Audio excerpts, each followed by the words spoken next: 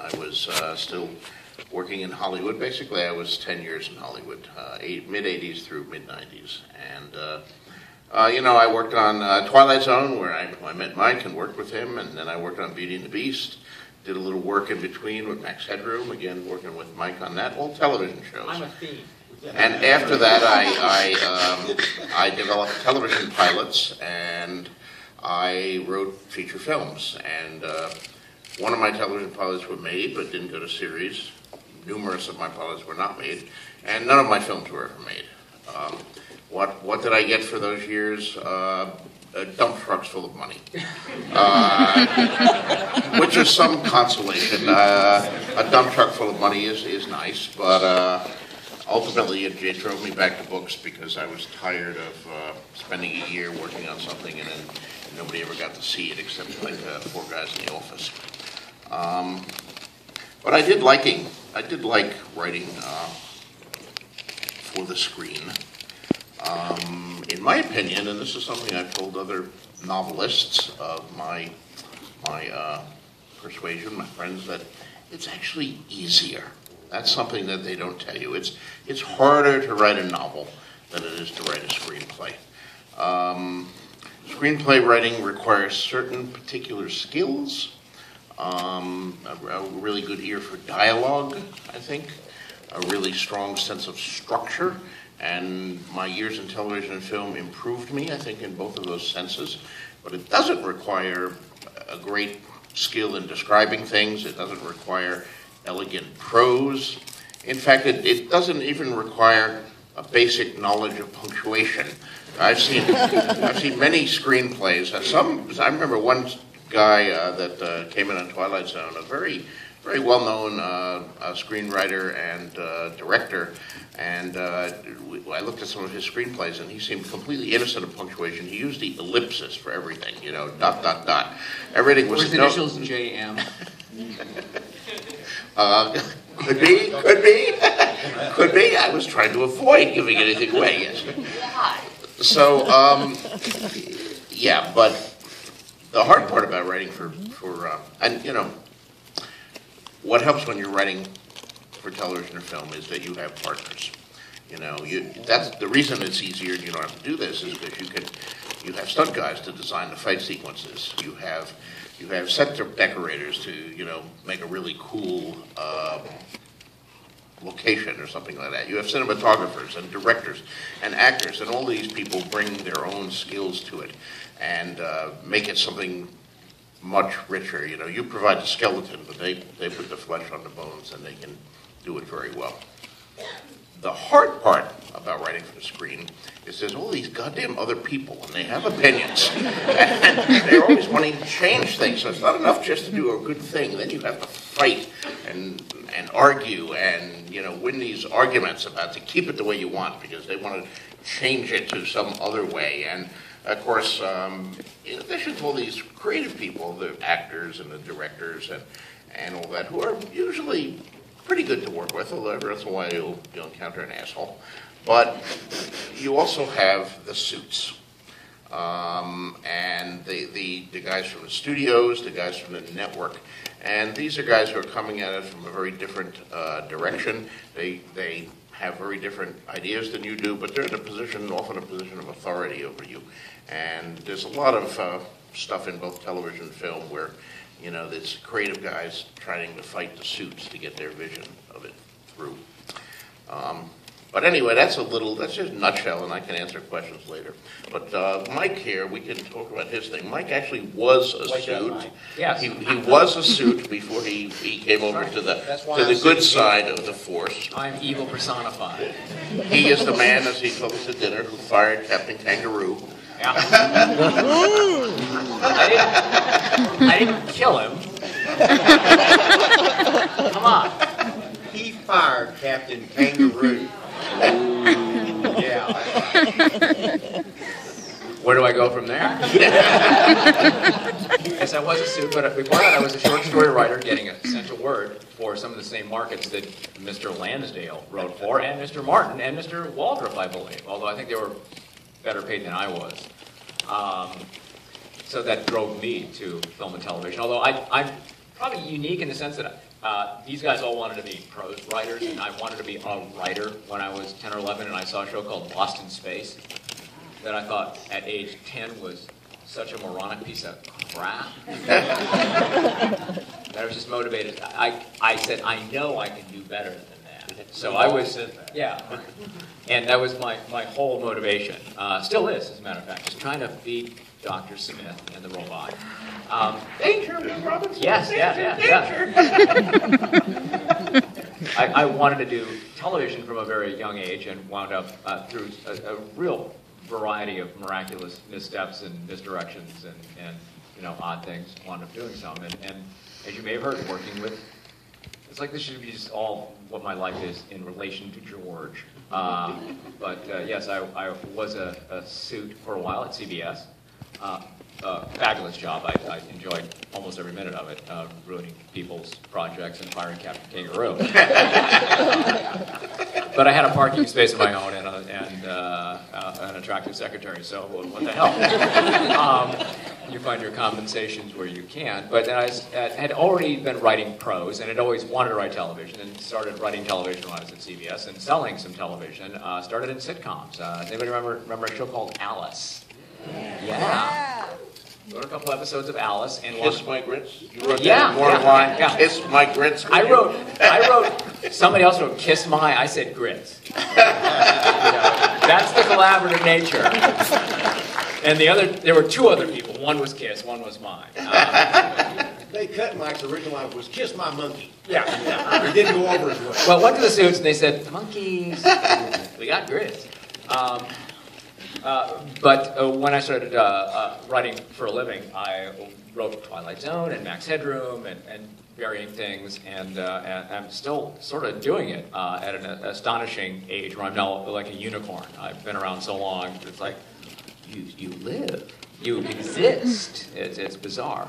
I will shortly hold, if I don't hold already, the record for having been on the most television writing staffs. It's something like 16.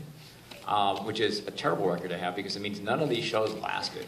I was on more one-year wonders than anybody you've ever seen or would want to see because we're all sad puppies. You take it out on Captain Kangaroo. I did.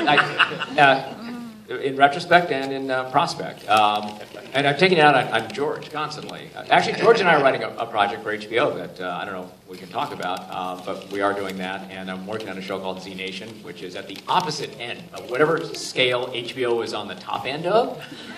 This is on the bottom end of that. But I'm having a good time at it. And I don't want you to tell about bringing your own. Yeah, so we call it Bring Your Own Props production. Because, or if you have somebody in your family who can act, send them along. We may be able to use them today. But it's a successful show. It's the most successful show on sci-fi other than wrestling, which says everything you need to know. But to be artistic and philosophical for a moment, sorry, I lost myself.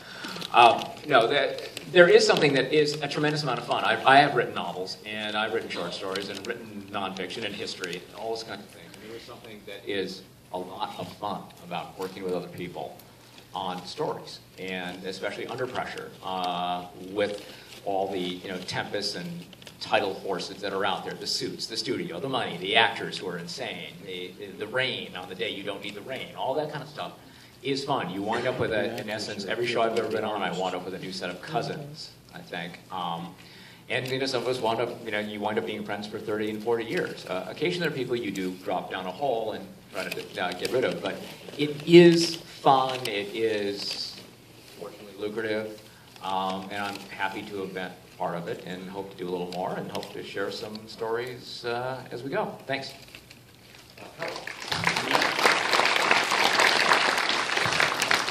Unlike all the rest of the guys up here, I hold the record for having, the largest number of unrealized film projects ever, right? See, they've had unrealized film projects all their career and stuff, but among the unrealized projects, they've also had projects made, right? Which it will be a first for me, right? And stuff, but we're working on that. We're working on that, right? like I get calls from people at drunken parties in Hollywood at 3 in the morning. We just read your story. We think it's the greatest story in the world. We want to make it, right? You know, and then you never hear, you have to get a follow-up letter, right? You know. Or you say, well, how much is the option? Click, click. Right? No, I mean, it's like that happens, that used to happen all the time, right? When you say drunken 3 a.m. party in Hollywood, you don't need to say drunken at 3 a.m. Just party, yeah. Partying off, so it all becomes 3 a.m. Yeah, but, you know, Mike didn't tell you that later the next day after firing Captain Kangaroo, he woke up with a kangaroo head in his bed. I'm Joe Lansdale. Like all of these guys, you know, I've written a lot of screenplays that didn't get made. I think 15, 16, because I don't do that specifically. I'm a novelist. I really prefer to be a short story writer. And I used this quote earlier, is that they say that a novel is an easy way to write a short story, and I think that's true. But I think the easiest form of writing actually is a screenplay. I think even though I don't think people think that you will need to be a crappy writer, and that's not right. I actually think the screenplays that have impressed me the most, that have excited me the most, were brilliantly written. I think of Robert Towne, I think of William Goldman. I enjoy just reading their screenplays. Even Ray Bradbury wrote some beautiful screenplays that were never filmed. But I think that it does matter because you're going to put it in front of somebody and they want to read it and be excited. You know, that's good, because that's what you're trying to do, is convince them and make an exciting thing. That said, when you write a lot of screenplays, you're going to realize, as all of us have, is that a lot of them aren't going to get made. I've made a tremendous amount of money, and nobody even knows that I wrote those screenplays. I worked, like I said, for Ridley Scott, John Irvin, whatever. Oh, it's the best screenplay ever, but we couldn't get Brad Pitt, so we don't like it anymore, or whatever. That's kind of how it works, and that's why I like independent films especially. But screenplays do require a certain skill and a certain knack. I kind of agree with William Goldman. He says, I don't think it's an art, it's a craft. And I agree with him, because even if it's an artistic piece of work, if it's absolutely brilliant, and you read it, you weep, you cry, you know, you just love it, you're handing it then to somebody else to interpret. And as soon as you hand it to the suits, it's like, but I wanted a helicopter in it. And it's all kinds of strange things that then impact that script. And I really don't like the collaborative nature of film as much as I like sitting alone in my room. But that's film, because it is a collaborative art. Because even the screenplay is just the beginning.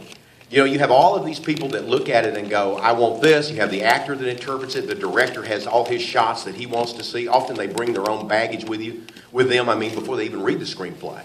And then you have the producer. So if anything gets made, it's amazing. And then if anything is good, it's beyond amazing. So know when you go in that you don't just write a screenplay and people start shooting it, or even that they don't always pay you big money. We've been fortunate on some things, and George has been more than fortunate with what he's been doing, because he worked hard. I'm not a big believer in that. Gee, how lucky am I? He earned it. He and I started out a long time ago.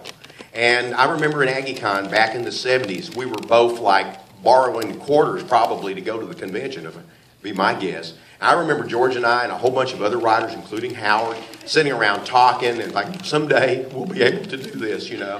And we've all sustained. And I think that's part of it too, is that if you think about that room full of writers, there aren't many of us left that are even still doing it.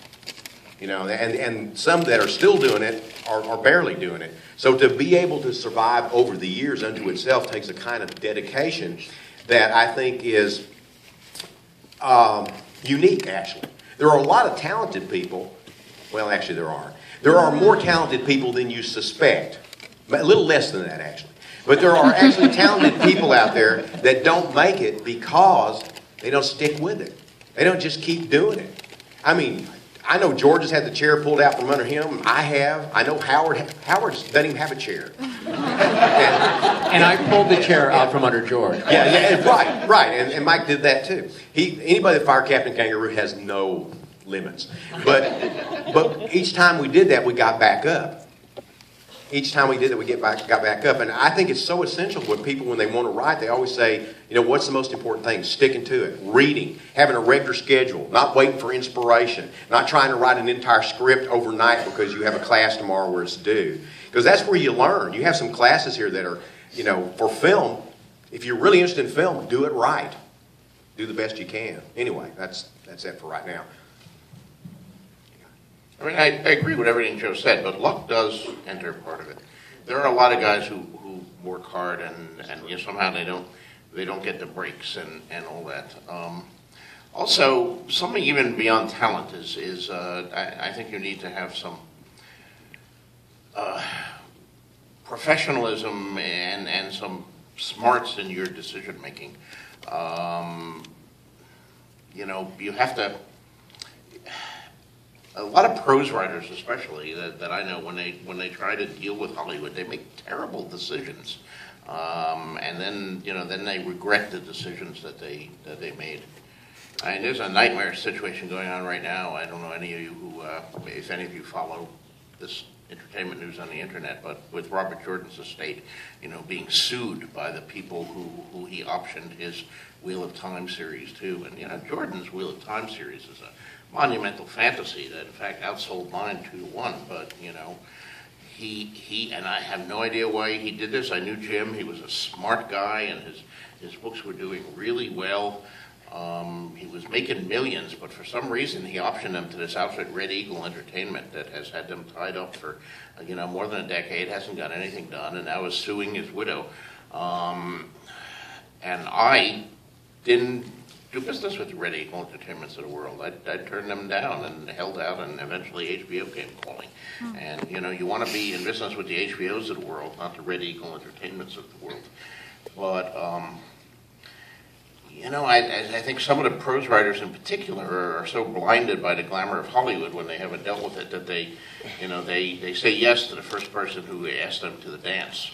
And they wind up with the really ugly creeper guy who asked them to the dance. You got to say no once in a while. And sometimes when you say no, they keep coming back and offering you more money. I've had that. They didn't know I really meant no. They thought I was negotiating. So they would call me back, and I said, no, I really don't want to do it. And then the next deal they call back because I ended up not doing it. And it wasn't phenomenal money, but I've had that happen before, too. They think you're dealing. And my agent told him, he said, if Lansdale told you no, he meant no. I know him. He means no. He doesn't care.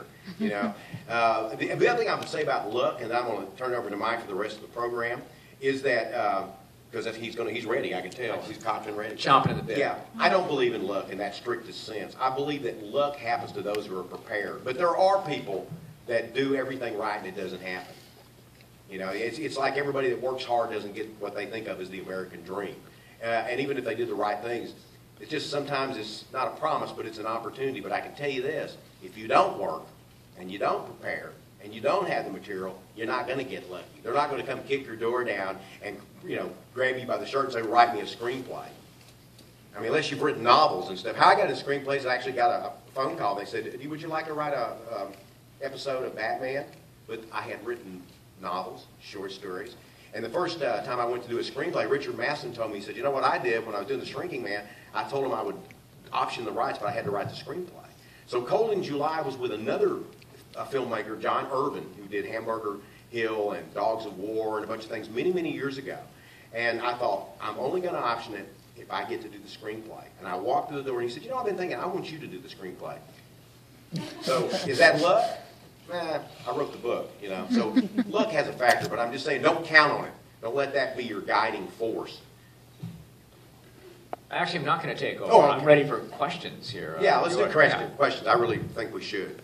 Let me start over here in this corner and work this way. The lady right there. Yes, ma'am. So most of you expressed a preference for being able to make your own decisions and writing prose over writing for scripts, but which do you really prefer working with? Like, which has a bigger payoff, writing a published book or being able to create a film or a show and seeing it produced? Well, before George talks, because I think we know what his answer ought to be. I'm definitely of the television side. I mean, I've enjoyed all my books, all 13 of those obscure little tender moments of my career. But the TV stuff, the idea, even a crazy asylum-produced sci-fi channel show goes out to 2 or 3 million people. I'd have to sell a lot of multiples of my books to ever reach that many people. So I'm definitely on the more satisfactions from the TV film side. Well, that's a complicated question. I mean, because there's different types of satisfaction.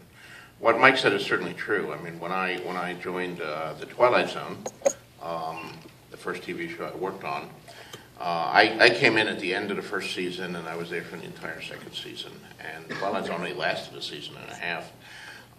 It started off strong. This was the 80s Twilight Zone, not the original run, certainly. It started off strong, but the ratings declined rapidly, and by the time I joined the show, it was already hemorrhaging, and you know, we didn't even know we'd get a second season, and we did. And the only first of my scripts to produce, the only script of mine to be produced for the first season was the very last episode of the first season. It was an adaptation of Roger Zelazny's short story called Last Defender of Camelot. And, you know, by that time, I'd been a prose writer and a novelist and a short story writer for some 15 years. Professionally, I'd won the Hugo Award, I'd won the Nebula Award, I'd, you know, been guest at numerous conventions. I was a pretty successful science fiction and fantasy prose writer. And here I was on a very low-rated, dying television show, and I realized that more people had watched that episode than had read all my books and stories combined, and perhaps ever would. That turned out not to be true with Game of Thrones, but it was true at the time, so that was cool. So that was satisfying to think that I had this huge audience that was out there. What was not satisfying, at least to me, was the constant interference and the constant fights with the suits. I mean, while I was on Twilight Zone, you know, we've been talking about this. You know, Howard, if you know Howard's work, he's one of the great short story writers of our time, and one of his seminal works, one of the things that really made Howard famous, was a story called The Ugly Chickens about dodos. And I tried to adapt that. I thought it would make a great Twilight Zone episode, and I tried to get to adapt it. And the creative staff of the show loved the story. You know, all the writers involved, the producers, the executive producer. I got through all those levels, and I just needed the authorization from the network to buy the story from Howard. And I remember the CBS representative who was on the show, you know, looked at it and said, "Who the fuck cares about dodo birds?" And, you know, that was the end of it. So that's the kind of stuff you have to deal with. One of my last screenplays I worked on was an adaptation of A Princess of Mars. And I remember I was working on it at Disney, and there was a sequence in the script that I'd submitted, you know, the second draft of the script here, where there was a very exciting, John Carter had rescued Dejah Thoris, and they'd escaped from the palaces, and they jumped on a bunch of thoats and rode out into the desert and escaped the people who were after them. And then there was a sort of a tender character scene where they built a campfire in the Martian Dead Sea bottoms, and they were talking to each other for a couple pages. And then the next morning there was the giant stampede, and they were attacked and all that. So two huge action sequences, and there was this quiet character moment in the middle. And, you know, then I'm meeting with the studio, and I get the note, this scene where they're just sitting around a campfire talking, very dull. Could we possibly have them attacked by a giant bee during that scene? And I think that was one of the turning things that got Game of Thrones written. I walked out of there muttering, "Giant fucking bee. Giant bee. No, they can't be attacked by a giant bee. I want them to talk to each other." So stuff like that is not satisfying to me. On the other hand, I mean, I have many on the other hands here. You know, you go back and forth between them.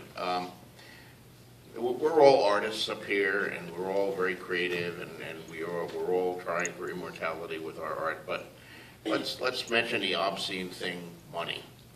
Money. It's nice to have money and to be able to live nicely. Immortality is easier with money. Travel. Yes. And there's no doubt that in Hollywood you will get more money. You will get, you know, wheelbarrows full of money even when you're starting out. And well, not if you make the little independent films that Joe wants to make. No, then you don't make any money. But if you're working in Hollywood and television or film, there's You see who's pure here. big money. There was a famous, I don't know if I should tell this with Howard here, but I will anyway. Yeah, just Mike and I were on Twilight Zone. Oh, no. Yes. Mike and I were on Twilight Zone, and Twilight Zone was dying. You know, we were still going into the office every day, but we were just waiting. They put us on hiatus. They'd taken us off the air, and we were waiting to see would they put us back on the air. We knew it was, the axe was over our head. But meanwhile, we still had jobs, so we were still going in the office every day. Meanwhile, but this new show, Max Headroom, was gearing up. And half the Twilight Zone staff, Phil DeGare, who ran Twilight Zone, had been hired to be the showrunner of Max Headroom. And of course, he was turning to us, to me and Mike and Rockne O'Bannon and Alan Brennett and Jim Crocker and the other guys who were on Twilight Zone. We were going to be the staff for Max Headroom. So even though we were working on Twilight Zone, we were also fiddling around on Max Headroom. And meanwhile, Howard, my dear friend Howard, my old friend here, he was back in Texas. He wasn't writing for any of these shows. He was writing his short stories. And Howard and I wrote a lot of letters to each other that day in those times. And it was near the end of the year. It was like December. And Howard wrote me this grouchy letter, which he always did, about how little money he makes. And he revealed to me in this letter that in that particular year he had made about $6,000, I think it was. This was 1986. Yeah, 1986. Howard made $6,000 from writing his brilliant short stories. I would have gotten him a lot more if I could have bought the ugly chickens, but who the hell cares about dodo birds? So he didn't get that money. So he wrote $6,000. Meanwhile, Mike and I were on the show, and we're collecting our regular salary, but we're also doing this Max Headroom thing, and we got this order that we had to turn in our story treatments for our Max Headroom scripts, the first Max Headroom script. So and they wanted them right away here. So we both spent like a couple hours typing up a 4-page plot summary. That's a story treatment for television. And we happened to meet in the Xerox room, where we were Xeroxing our respective story treatments. And we both had, he had his 4 pages, I had my 4 pages. We Xeroxed them. And you know what you get for a story treatment on a network television show in 1986? You get $6,000. So Mike said when he looked at the two things, that's 2 Waldrops of money right there. So it became our currency. So 1 Waldrop equals $6,000. George has 7,000 Waldrops.